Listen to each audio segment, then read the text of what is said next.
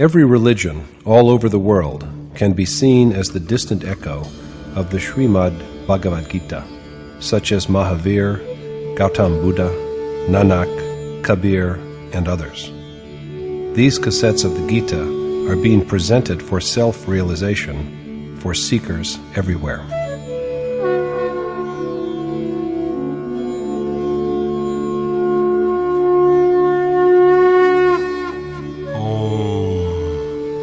Shri Paramatmane Namaha Yatart Gita Srimad Bhagavad Gita.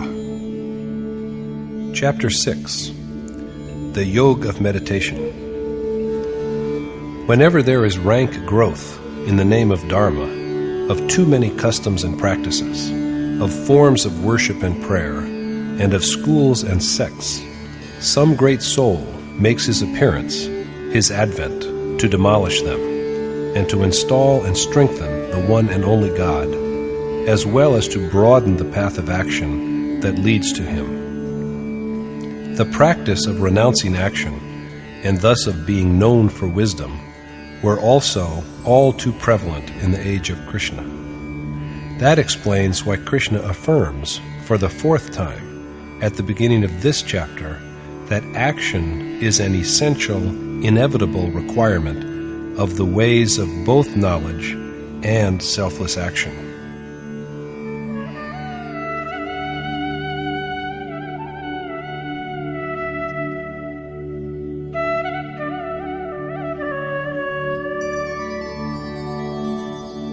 Anashritah karma phalam karyam karma karoti yah Sasannyasi cha yogi cha na niragnir na chakriya.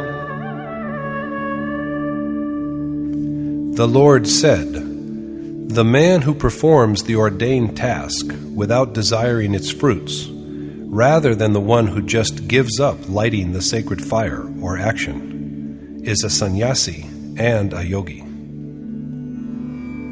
Krishna insists that only that man who has made true renunciation or achieved yoga engages in the one action that is worthy of doing with absolutely no desire for any rewards.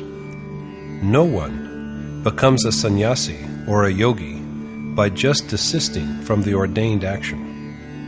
There are many kinds of work, but out of them, the action which is fit to be undertaken and which is ordained is only one. And this one action is yajna, which means worship, the one means for the attainment of God. The practice of it is action, and the man who does it is a sannyasi and a yogi. If a man has just stopped lighting fire, or tells himself complacently that he has no use for action because he possesses self-knowledge, he is neither a sannyasi nor a doer of selfless action. Krishna further speaks about this.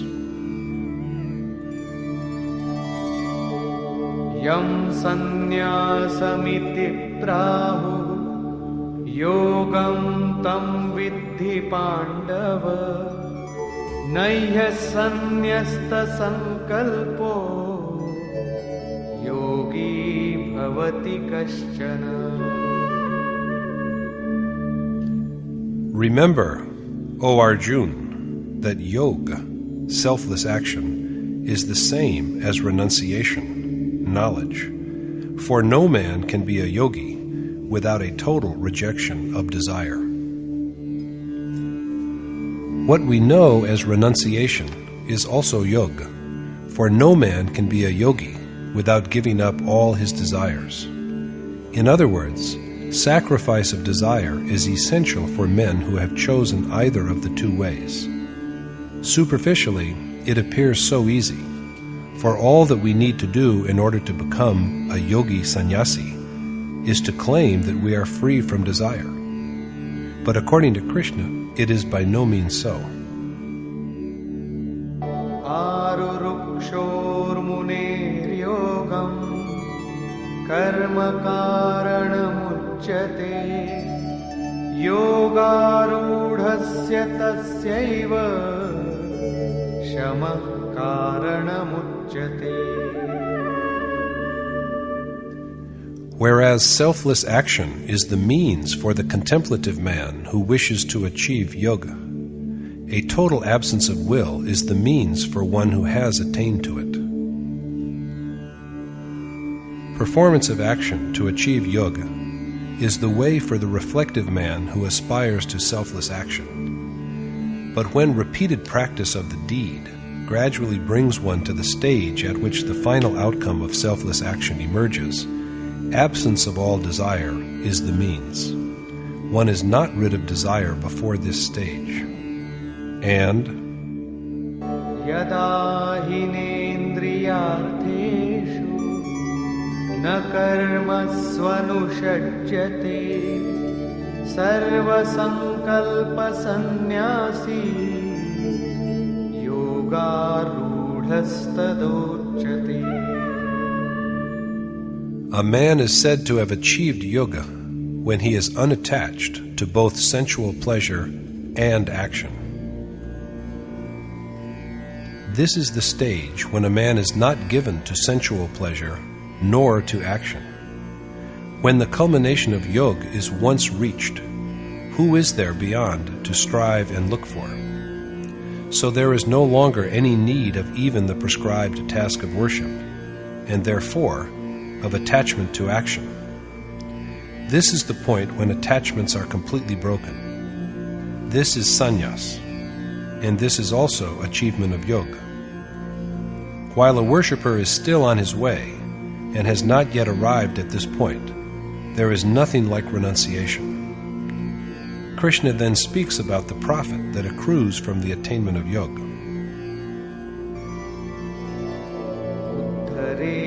Atmanatmanam natmanam avasadaye atmaiva yatmano bandhu atmaiva ripuratmana. Since the soul enshrined in a man is his friend as well as his foe, it is binding on a man to lift himself by his own effort rather than degrade himself. It is a man's duty to work for the salvation of his soul. He must not tempt him to damnation, for the embodied soul is both his friend and enemy. Let us now see, in Krishna's words, when the self is a friend and when an adversary. Bandhuratmatmanastasya yenatmaivatmana jitah anatmanastu shatrutve vartetatmaiva shatruvat.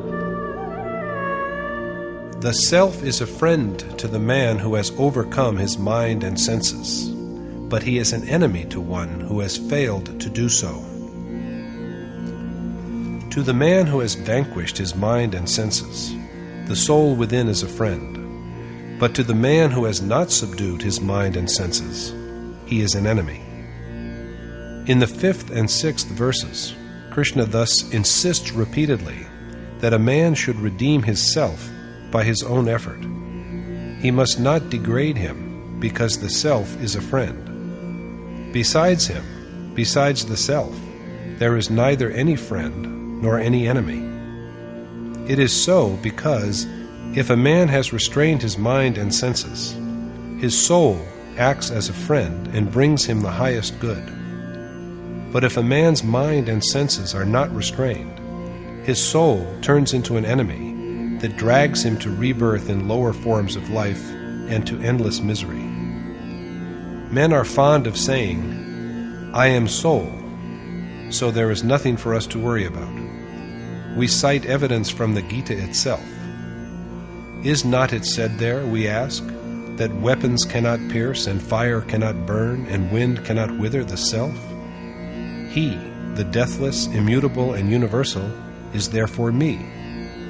Believing so, we pay little heed to the warning in the Gita that this soul within us can also descend to an inferior, degraded level. Unfortunately, however, he can also be saved and elevated. And Krishna has made known to Arjuna the action which is worthy of being done and which leads the soul to absolution. The following verse indicates the qualities of a benign, friendly self.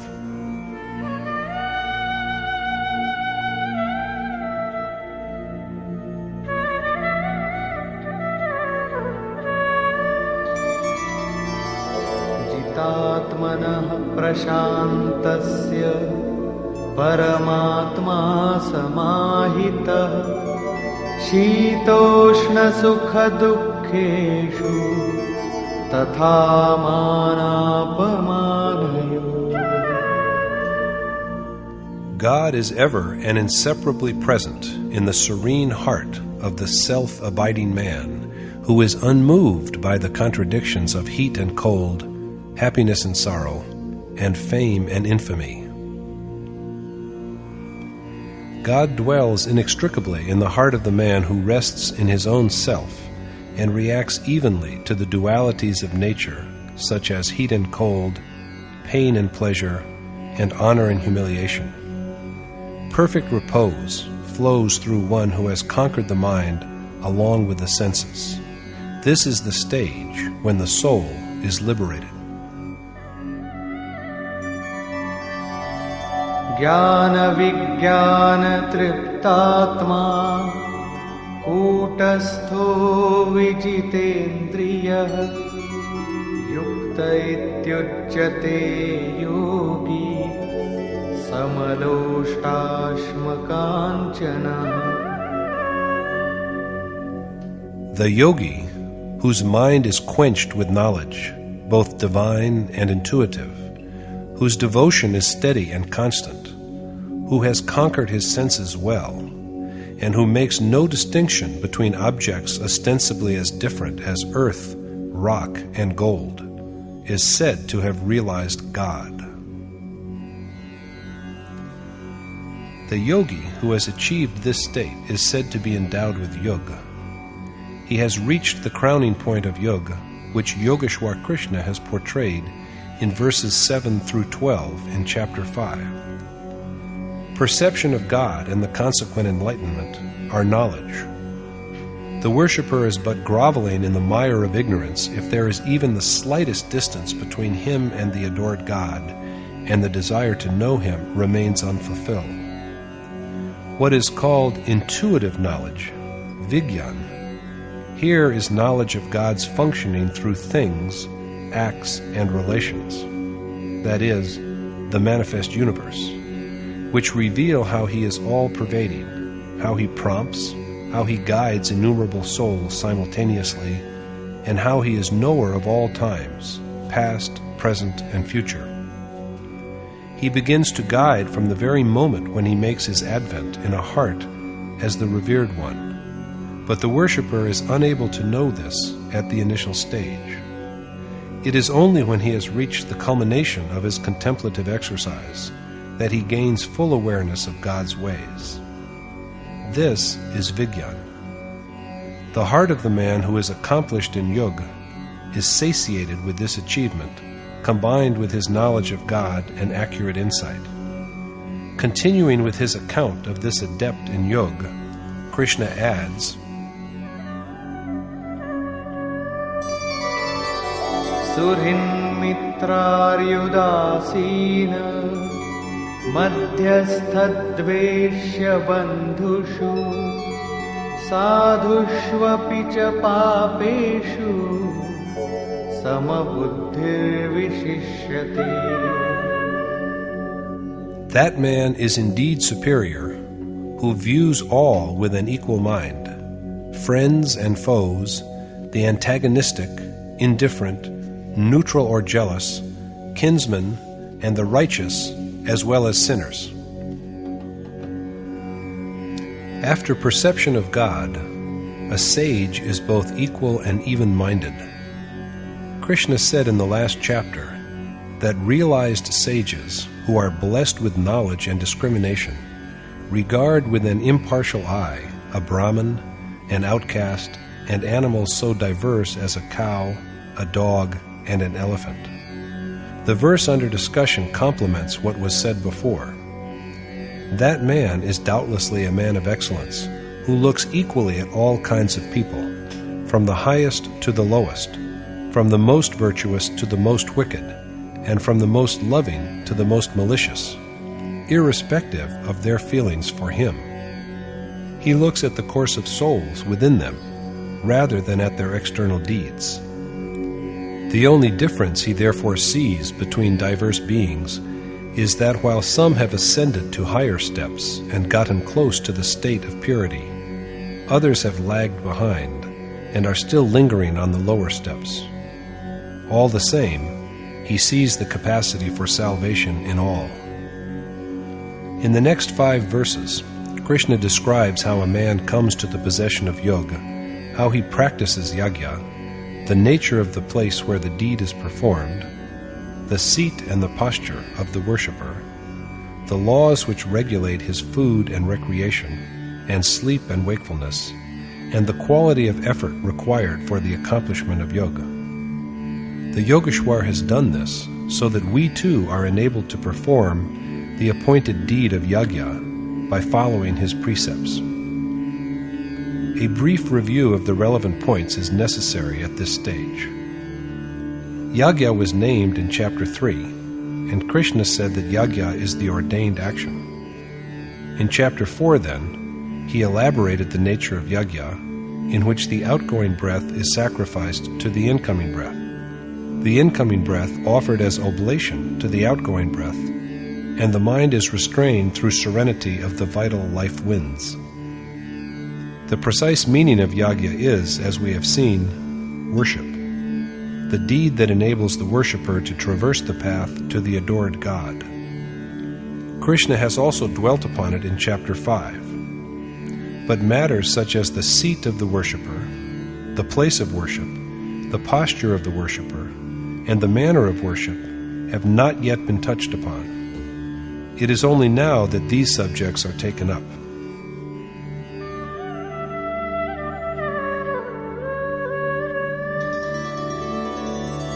Yogi yunjita satatam Atmanam rahasi sthitah Ekaki yata chittatma Nirashira parigraha.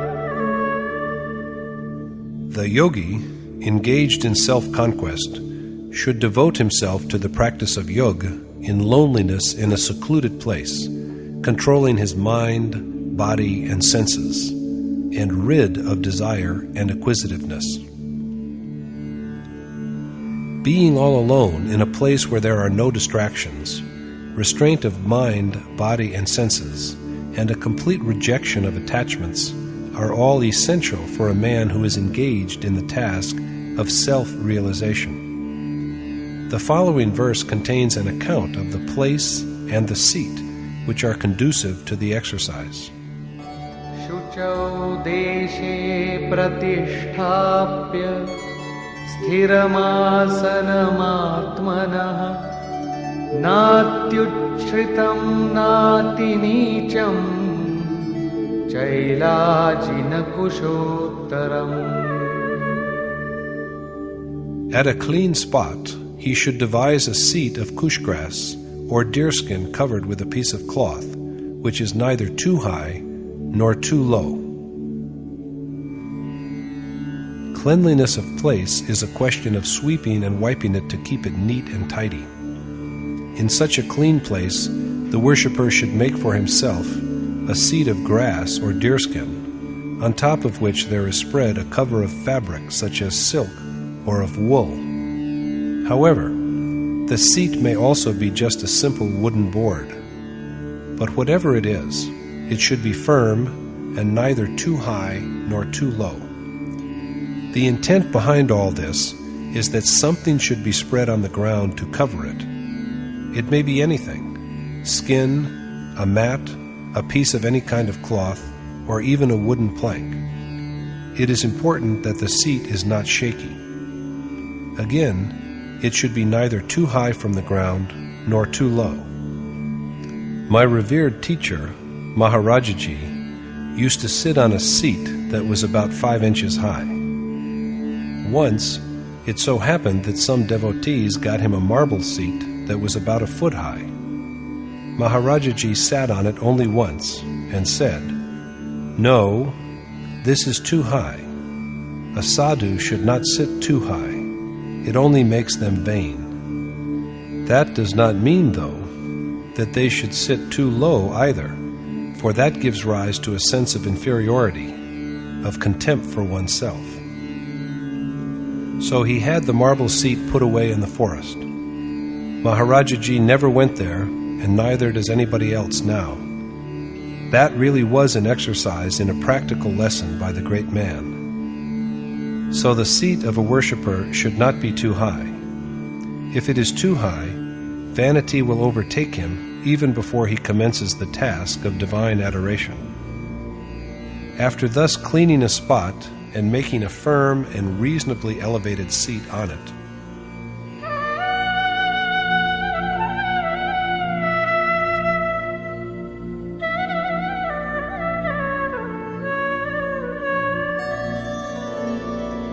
तत्रैकाग्रं मनः कृत्वा यत चित्तेन्द्रियक्रियः उपविश्यासने युञ्जात् योगमात्मविशुद्धये. he should then sit on it and practice yoga, concentrating his mind and restraining the senses for self-purification.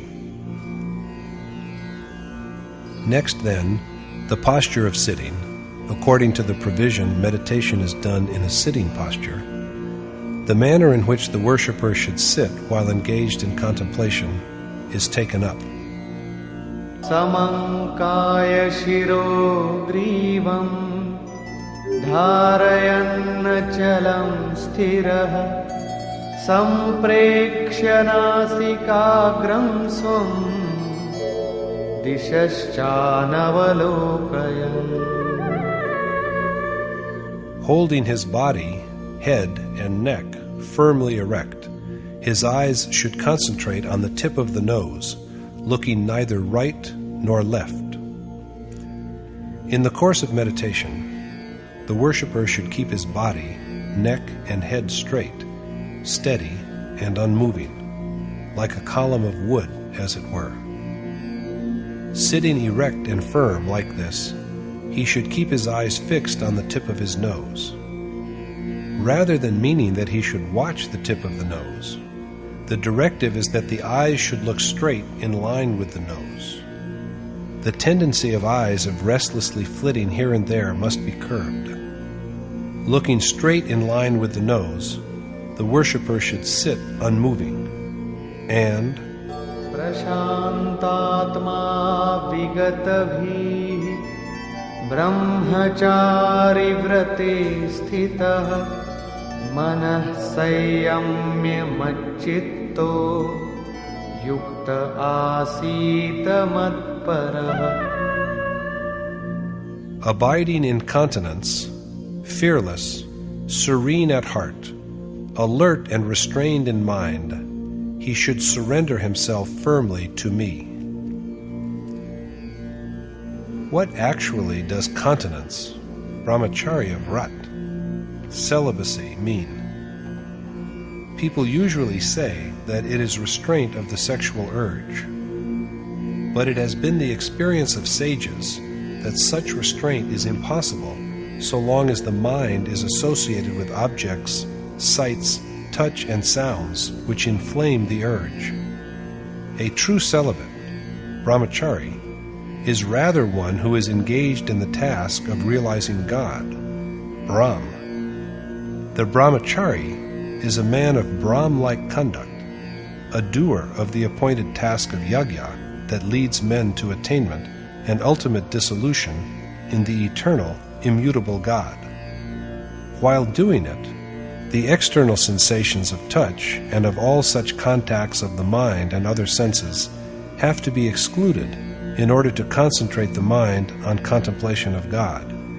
on the incoming and the outgoing breath, and on meditation.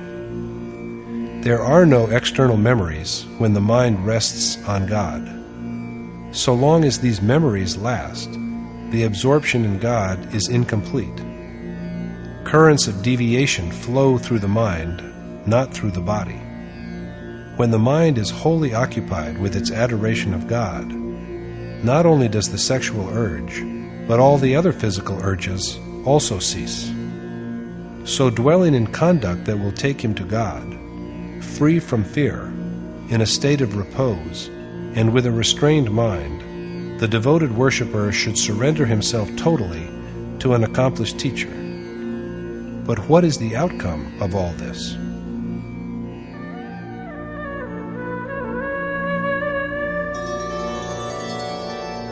Yunjannevam sadatmanam yogi niyatamanasah shantim nirvana parama matsamsthamadhigacchati. The yogi with a restrained mind, who thus meditates on me incessantly, at last attains to the sublime peace that dwells in me. The yogi who thus always reflects on Krishna, an ideal accomplished teacher who dwells in God, with a controlled mind achieves his sublime peace. So Arjuna is told to constantly devote himself to the task. The treatment of the subject is now almost complete. In the next 2 verses, Krishna then points out the importance of physical discipline, regulated food, and recreation for the worshipper who aims at the conquest of ultimate bliss. Natyashnatastu yogosti na chaikantamanashnatah na chati swapnashilasya jagrato naiva charjuna. This yoga, O Arjuna, is neither achieved by one who eats too much or too little, nor by one who sleeps too much or too little. Moderation in food and sleep are necessary for a man who wishes to be a yogi. Now, if the man who eats and sleeps immoderately cannot achieve yoga, who can? Yuktahara viharasya yukta cheshtasya karmasu yukta swapnavabodhasya yogo bhavati dukkhaha. Yoga, the destroyer of all grief, is achieved only by those who regulate their food and recreation, who strive according to their capacity, and who sleep in moderation. If a man eats too much, he is overtaken by lethargy, sleep, and negligence, and the act of meditation is simply not possible in such a condition. On the contrary, fasting will weaken the body, and there will not be enough strength to even sit straight and firm. According to my revered teacher, one should eat a little less than one's need. Recreation, as understood here, is walking according to the available space. Some physical exercise is a necessity. Circulation is slowed down in the absence of such exertion, and one falls prey to illness. How much a man sleeps or remains awake is determined by age, food, and habit. The most exalted Maharajaji used to tell us that a yogi should sleep for 4 hours and be constantly engaged in meditation. Men who curb their sleep by force, however, soon lose their sanity. Along with all these, there should also be sufficient effort for the accomplishment of the undertaken task, for without this, the act of worship cannot be carried out well. He succeeds in achieving yoga who excludes all thoughts of external objects from his mind and who is constantly engaged in meditation. This is what Krishna emphasizes again. Yada viniyatam chittam atmanyevavatishthate nispruha sarvakamebhyo yukta ityuchyate tada. A man is said to be endowed with yoga when, restrained by the practice of selfless action and contented with self, his mind is freed from all desires. Thus, when disciplined by the practice of selfless action, the mind of a man is firmly centered on God and is indeed dissolved in Him, and when there remains no desire, the worshipper is said to have attained to yoga. Let us now see what a well-restrained mind is.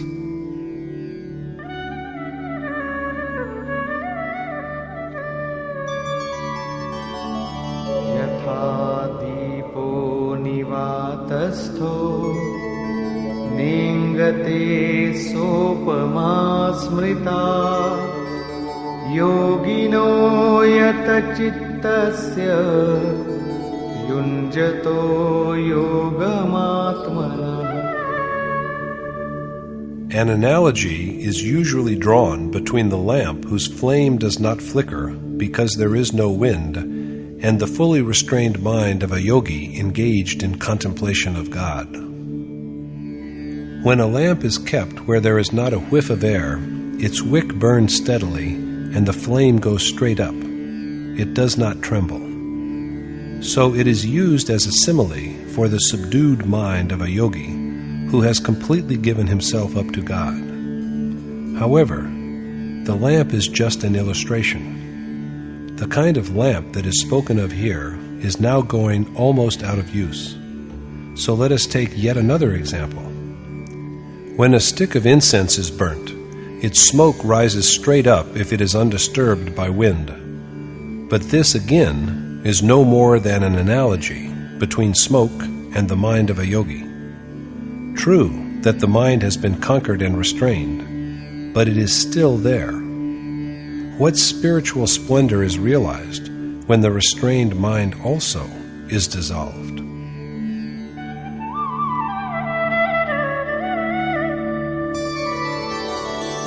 Yatro paramate chittam niruddham yoga sevaya yatra chaivatmanatmanam pashyannatmani tushyati.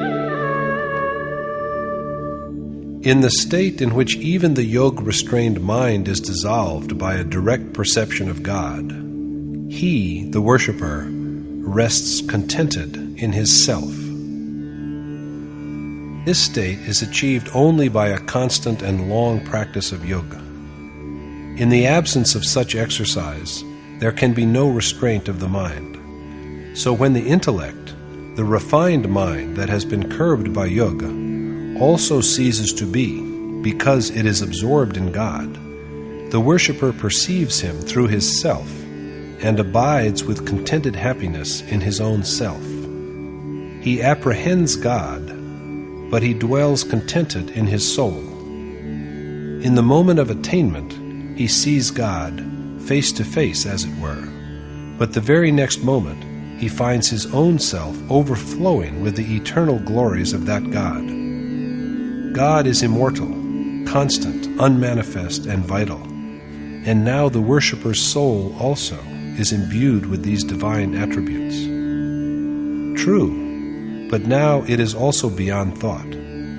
So long as desire and its urges exist, we cannot possess the self. But when the mind is restrained and then dissolved by direct perception, the very next moment after the visionary experience, the embodied soul is endowed with all the transcendental qualities of God.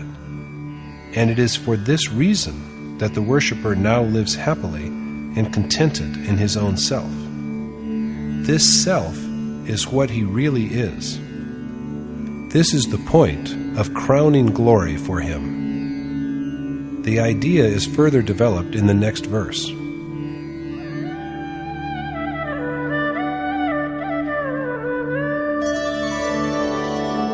सुखमात्यन्तिकं यत्तत् बुद्धिग्राह्यमतीन्द्रियम् वेत्ति यत्र न चैवायम् स्थितश्चलति तत्त्वतः. After knowing God, he, the yogi, dwells forever and unwavering in the state in which he is blessed with the eternal, sense-transcending joy that can be felt only by a refined and subtle intellect. And such is the state after attainment in which the worshipper lives forever and from which he never strays. Moreover, Yam labdhva chaparam labham manyate nadhikam tatah yasmin sthito na dukkhena gurunapi vichalyate. in this state in which he believes that there can be no greater good than the ultimate peace he has found in God, he is unshaken by even the direst of all griefs. After he is once blessed with God's transcendental peace, settled firmly in the state of his realization, the yogi is freed from all grief, and now even the most painful sorrow cannot affect him. It is so because the mind that feels is now itself dissolved. So, Tam vidya dukkha sanyoga viyogam yoga sangitam sanishchayena yoktavyo yogo nirvinna chetasa. it is a duty to practice this yoga, untouched by miseries of the world, with vigor and determination, and without a sense of ennui. That which is equally free from worldly attraction and repulsion is named yoga. Yoga is experiencing the final beatitude. Attainment of the ultimate essence that is God is yoga. Engaging in this yoga without a sense of monotony or boredom, ennui, and with resolution is a sacred obligation. He who is patiently engaged in selfless action is the one who succeeds in achieving yoga.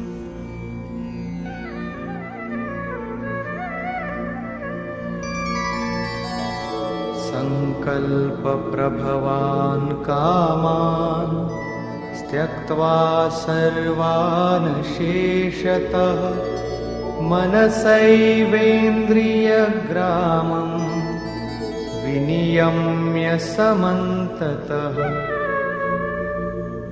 Abandoning all desire, lust, and attachment, and pulling in by an exercise of the mind the numerous senses from all sides. It is a man's duty to sacrifice all the desires that arise from will, along with attachment to worldly pleasures, and restrain well with his mind the senses from straying here and there. And after having done this, Shanairuparamid buddhya dhriti grihitaya Atma Sanyam kritva na kinchidapi chintayet.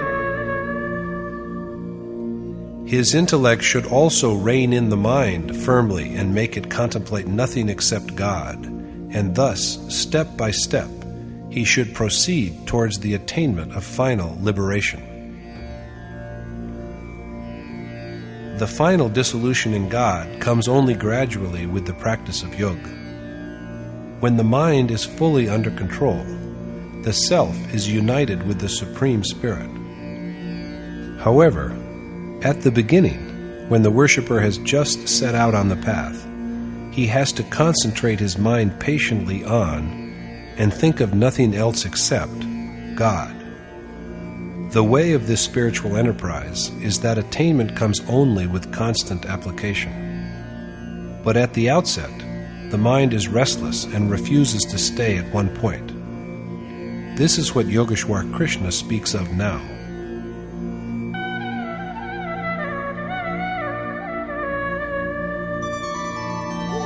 Yato yato nischarati manaschancalamassthiram tatastato niyamyaitat atmanyeva vasham nayet. Doing away with the causes that make the inconstant and fickle wander among worldly objects, he should devote his mind to God alone. Strictly keeping out all allurements that tempt the changeable and restless mind to associate with worldly objects, the worshipper should try repeatedly to confine it to the self. It is often contended that the mind should be let free to go wherever it tends to go. After all, where else can it go except to nature, which is also a creation of God? So if it roams amidst nature, it is not transgressing the bounds of God. But according to Krishna, this is a misconception. There is no room for such beliefs in the Gita. It is Krishna's injunction that the very organs through which the mind strays here and there should be curbed in order to devote it solely to God. Restraint of mind is possible. But what is the consequence of this restraint?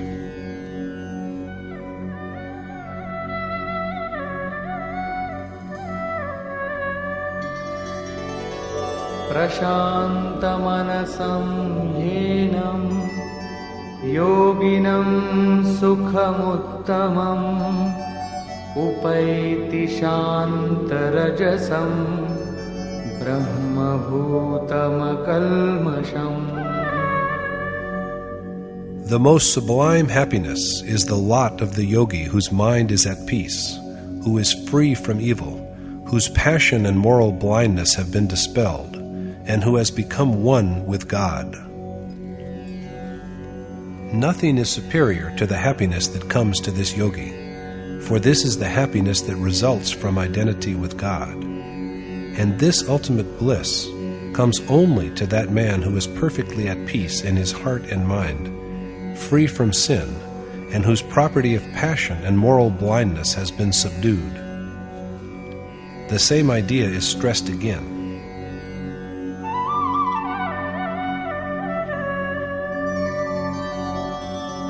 Yunjannevam sadatmanam yogi vigata kalmashah sukhena brahma samsparsham atyantam sukhamashnute.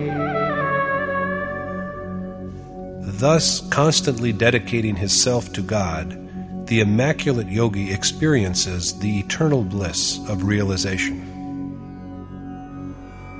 The emphasis here is on sinlessness and continuous devotion. The yogi needs to possess these qualities before he can experience the blessedness of touching God and merging into Him. So worship is a necessity.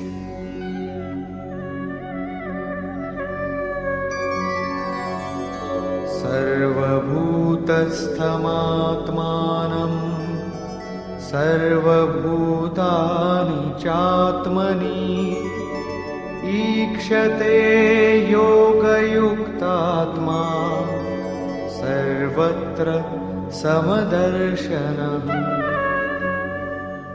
The worshipper, whose self has achieved the state of yoga and who sees all with an equal eye, beholds his own self in all beings and all beings in his self.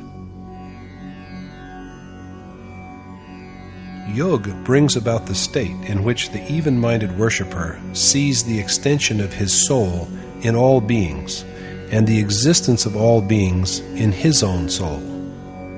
The advantage of the perception of this unity of all beings is the burden of the next verse.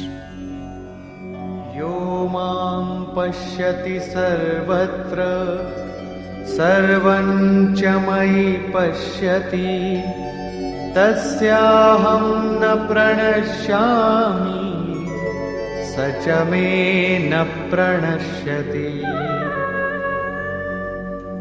From the man who sees me as the soul in all beings, and all beings in me, Vasudev, I am not hidden, and he is not hidden from me. God is manifest to the man who sees him in all beings, that all beings are imbued with his spirit, and all beings are abiding in him. God also knows his worshipper in the same way. This is the direct encounter between the yogi and his prompter. This is the feeling of kinship between God and man, and salvation in this case arises from the feeling of oneness that brings the worshipper intimately close to his adored God.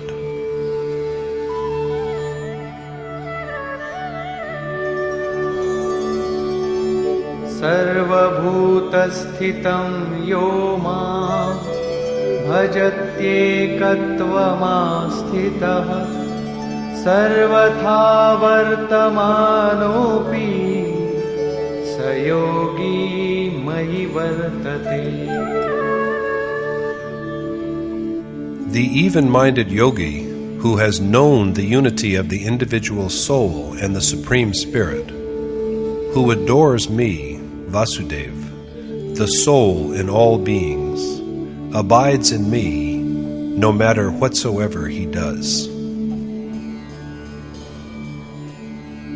The yogi who realizes the unity of the individual soul and the Supreme Spirit has risen above plurality and known the unity that binds the whole universe. With this unified vision, he contemplates God and none else, for there is no one except God left for him. Whatever mantle of ignorance covered him is now dissolved, so whatever he does with the thought of God.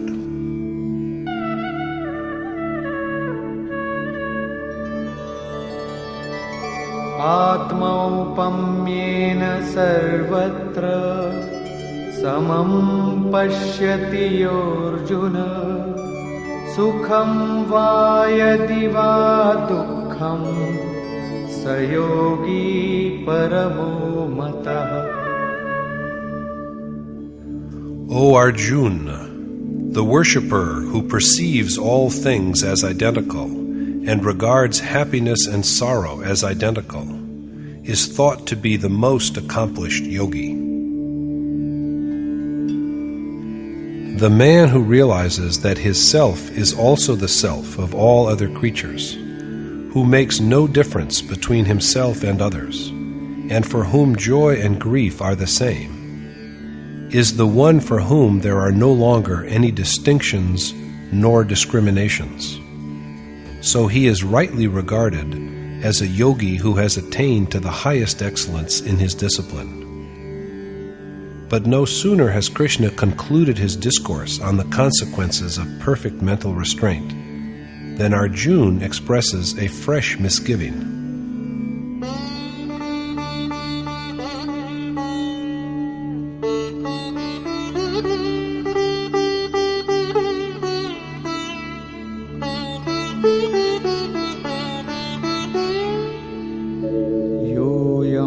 योगस्त्वया प्रोक्तः साम्येन मधुसूदन एतस्याहं न पश्यामि चञ्चलत्वात् स्थितिं स्थिराम्. Arjuna said, "Since the mind is so restless, I cannot see, O Madhusudan, that it can dwell steadily and long in the way of knowledge which you have expounded to me as equanimity." Arjuna feels helpless. With his fickle and inconstant mind, he can foresee no prospect of a steady and constant adherence to the path of knowledge, which Krishna has represented to him as the capacity to view all things equally.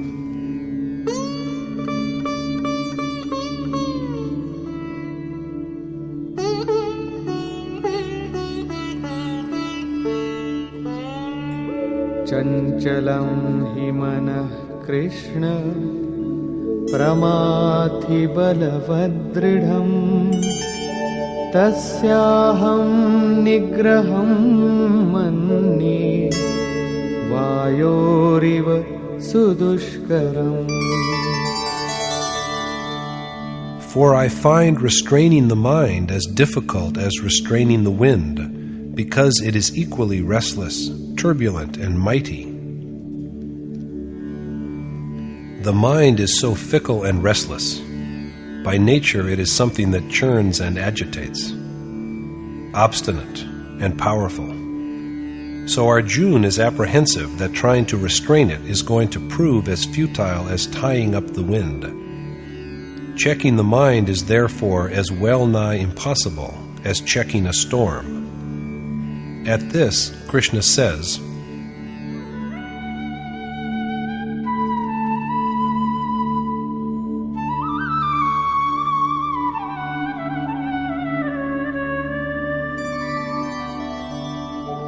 असंशयं महाबाहो मनो दुर्निग्रहं चलम् अभ्यासेन तु कौन्तेय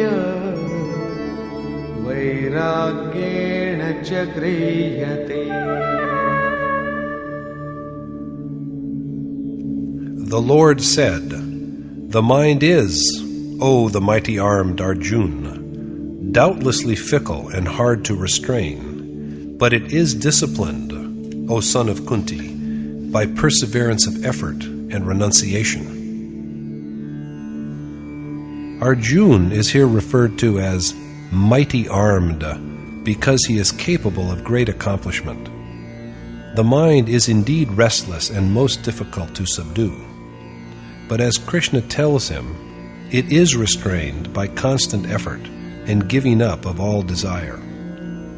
Repeated endeavor to keep the mind steadily fixed on the object to which it should be dedicated is meditation, abhyas, whereas renunciation is the sacrifice of desire for, or attachment to, all seen as well as heard sense objects, which include pleasures of the world and also the promised joys of heaven.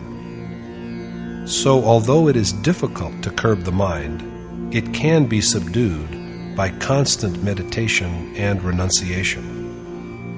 Therefore,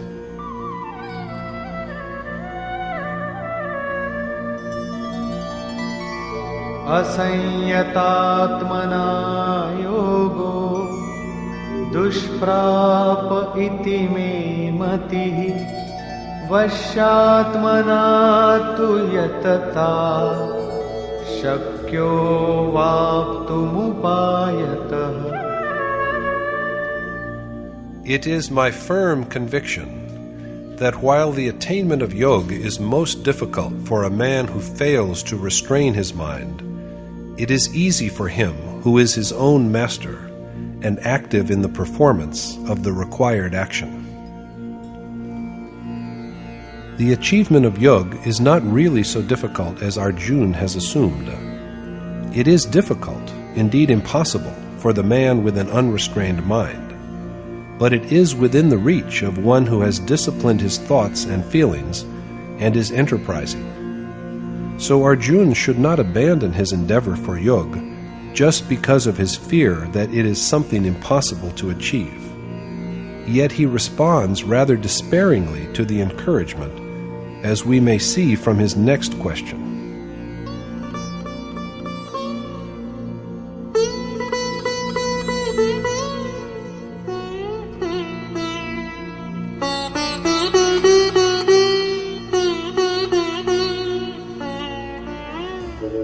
अयति श्रद्धयोपेतो योगाच्चलितमानसः अप्राप्य योगसंसिद्धिं कां गतिं कृष्ण गच्छति. Arjuna said, "What is the end, O Krishna, of the acquiescent worshipper whose inconstant mind has strayed from selfless action and who has therefore been deprived of perception, which is the final outcome of yoga. Not all worshippers are rewarded with success in their attempt to achieve yoga, although this does not mean that they have no faith in it. The practice of yoga is often disrupted by the restless mind. But what happens to men who wished to be yogis but did not succeed because of their fickle minds? Kachinno bhaya vibhrashtah छिन्नाभ्रमिव नश्यति अप्रतिष्ठो महाबाहो विमूढो ब्रह्मणः पथि. Is it, O the mighty-armed Arjuna, that this deluded man with no haven to turn to is destroyed like scattered clouds, deprived of both self-realization and worldly pleasures? Is this man truly like scattered patches of clouds because his mind is divided and he is confused?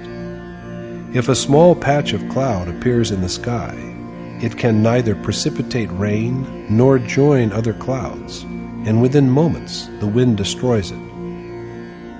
Very much similar to this puny, isolated cloud appears the passive and unpersevering man who begins with an enterprise and then discontinues his efforts. Arjuna wishes to be enlightened on what finally happens to such a man. Is he destroyed? If so, he has missed both self-realization and worldly enjoyment. But what is his final end?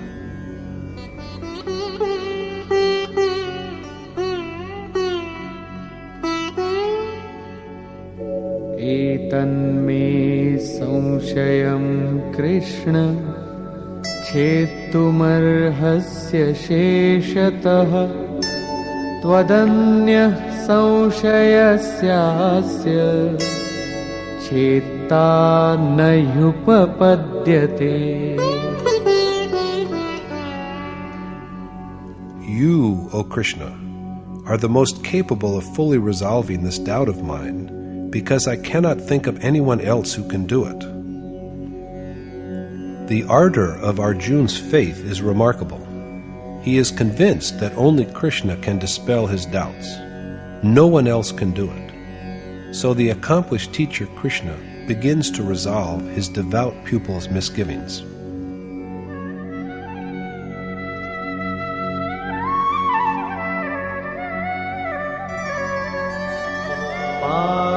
पार्थनैवेह नामुत्र विनाशस्तस्य विद्यते न हि कल्याणकृत् कश्चित् दुर्गतिं तात गच्छति.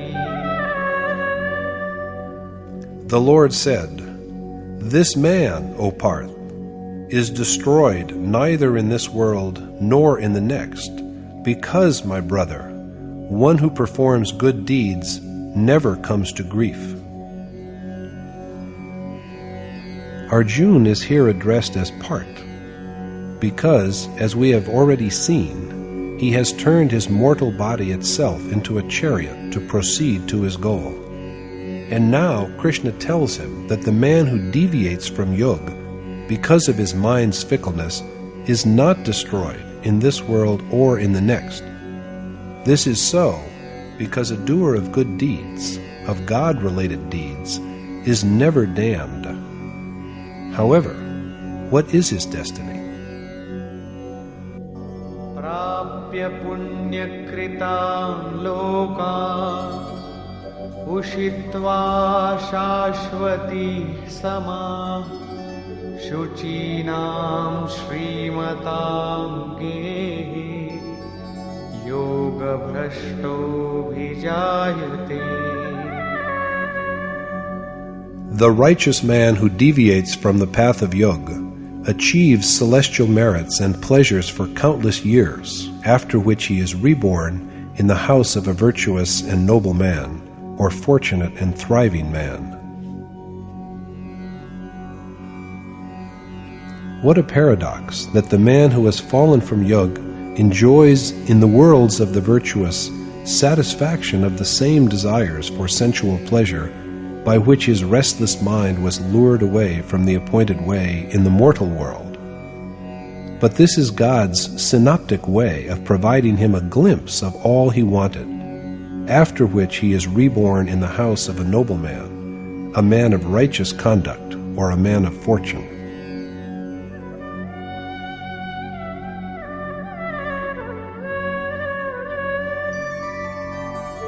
अथवा योगिनामेव कुले भवति धीमताम् एतद्धि दुर्लभतरम् लोके जन्म यदीदृशम्. Or he is admitted to the family, kul, of discerning yogi, and such a birth is truly the most rare in the world. If the deviating soul is not reborn in the house of a virtuous or affluent man, he is granted a birth which provides him admission to the family of a yogi. In the households of noble men, righteous influences are imbibed right from childhood. But, if not reborn in such houses, he gains admission not to the house of a yogi, but to his kul, as one of his pupils. Such were men like Kabir, Tulsidas, Raidas, Valmiki, and others like them, who, though not born in the houses of noble and affluent men, were admitted as pupils to the families of yogi. A birth in which the merits, sanskar, inherited from a previous life, are further refined by association with an accomplished teacher, a realized sage, is indeed the most rare. Being born to the yogi does not mean being born as their physical offspring. Well might children born to a yogi before he had given up home and hearth regard him out of attachment as father, but in truth, a sage has no one whom he can regard as his family. 100 times the concern he has for his own children is the concern a realized sage has for his faithful and obedient pupils. They, the pupils of the accomplished teacher, are his real children. Accomplished teachers do not admit pupils who are not endowed with the requisite sanskar. If my revered teacher, Maharajaji, were inclined to converting people into sadhus, he could have had thousands of disenchanted men as his pupils. But he sent all the supplicants back home, paying fare to some of them by intimating and writing letters to families in other cases, and sometimes by persuasion. He had inauspicious omens if some of the contenders were adamant on being admitted as pupils. An inner voice cautioned him that they were wanting in the qualities that make a sadhu, and so he rejected them. Smarting under unbearable disappointment, a couple of the supplicants even resorted to the extreme step of taking their own life. Notwithstanding all this, Maharajaji would not admit pupils he did not find spiritually equipped to receive and profit by his teaching. After learning of the suicide by one he had rejected, he said, "I knew he was terribly alarmed, but I did not know he would kill himself. Had I known this, I would have taken him. For what greater harm could have been in that, except that he would have persisted as a sinner?" The revered Maharajaji was a man of great compassion, and yet he did not accept unworthy pupils. He admitted in all only about half a dozen pupils, about whom he had been told by his inner voice, "Today you are going to meet one who has fallen from yoga. He has been groping about for several births. This is his name, and this is how he looks. Accept him when he comes, impart the knowledge of God to him, and support him in his journey along the path." So he accepted only these chosen few. That his intuitions were correct may be seen from the fact that from among his chosen disciples we now have a sage living at Darkundi, another one at Ansuya, and 2 or 3 others who are engaged in the service of mankind elsewhere. They are all men who were admitted as pupils to the family of an accomplished teacher. To be blessed with a birth which provides such opportunity is indeed a most rare event.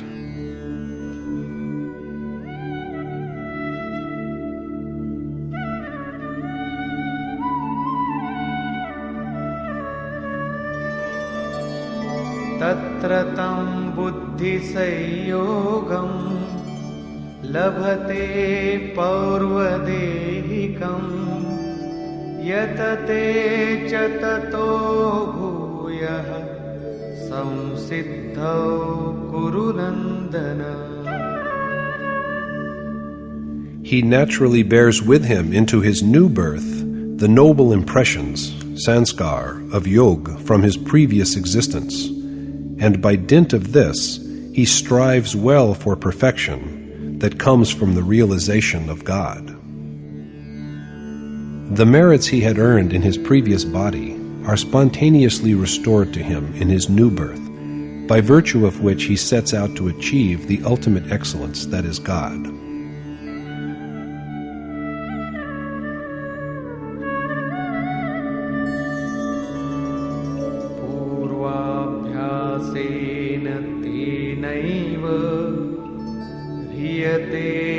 यवशोऽपि सः जिज्ञासुरपि योगस्य शब्दब्रह्माति वर्तते. Although he is lured by objects of sense, the merits of his previous life indeed draw him towards God, and his aspiration for yoga enables him to go beyond the material rewards promised by the Ved.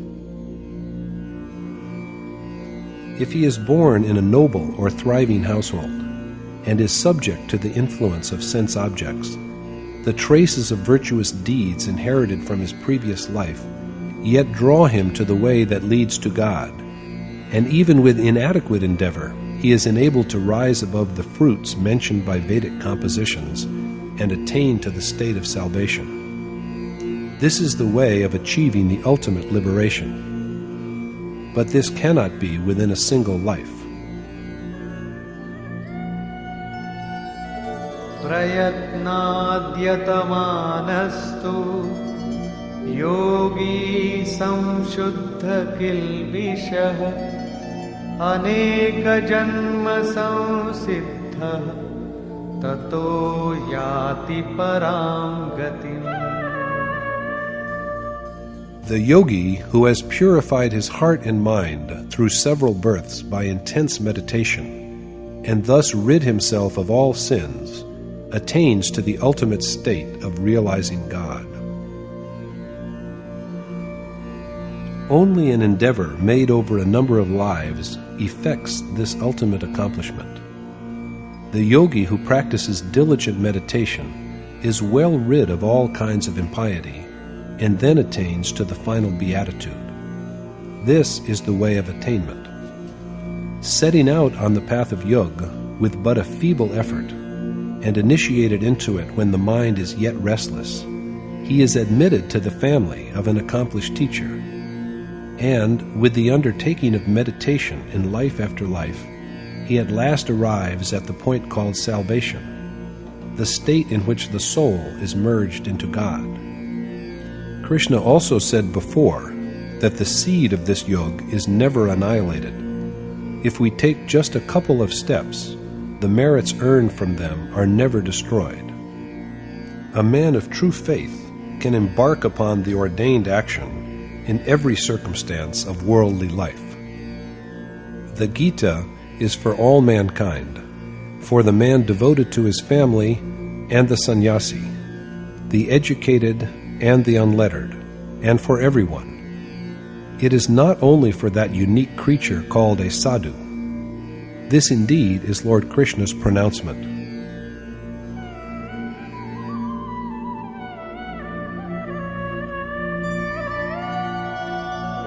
तपस्विभ्योऽधिको Yogi ज्ञानिभ्योऽपि मतोऽधिकः कर्मिभ्यश्चाधिको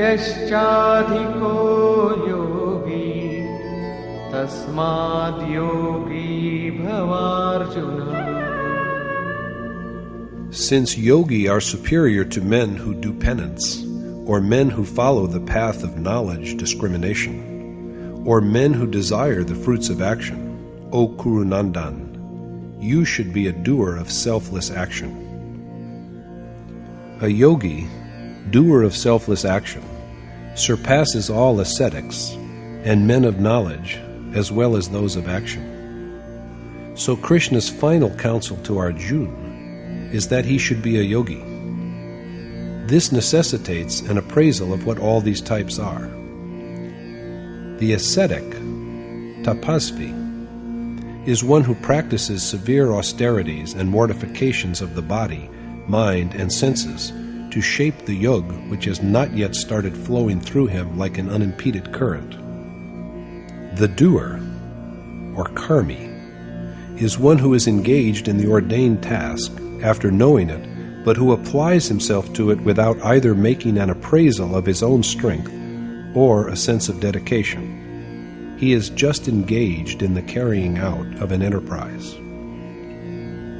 The man of knowledge, jnani, follower of the way of knowledge, is engaged in the performance of the deed of yajna only after gaining a full understanding of the process from a noble mentor, an accomplished teacher, as well as with a clear appraisal and judgment of his own strength. He holds himself responsible for both profit and loss in the undertaking. The yogi, doer of selfless action, performs the same prescribed task of meditation with a sense of total surrender to the Adored One. The responsibility for the success of his yoga is borne by God and the Yogeshwar. Even when there are prospects of failure, he has no fear, because the God whom he craves for has taken upon himself the task of supporting and upholding him. All the four types of action are noble as such, but the ascetic, the man of penance, is still engaged in equipping himself for yoga. The doer, the man of action, engages in action just because he knows that it has to be undertaken. These two may fail because they have neither a sense of dedication nor a proper discernment of their assets and liabilities. But the follower of the way of knowledge is aware of the means of yoga and also of his own strength. He holds himself responsible for whatever he does. And the yogi, the doer of selfless action, has cast himself at the mercy of his adored God, and it is God who will protect and help him. Both of these tread well on the path of spiritual salvation. But the way on which the safety of the worshipper is looked after by God is the superior of the two. It is acknowledged by Krishna. So the yogi is the most superior of men, and Arjuna ought to be a yogi. He should engage in the task of performing yoga with a sense of complete resignation. The yogi is superior, but even better is that yogi who dwells in God through his self. The last words of Krishna in the chapter are about this.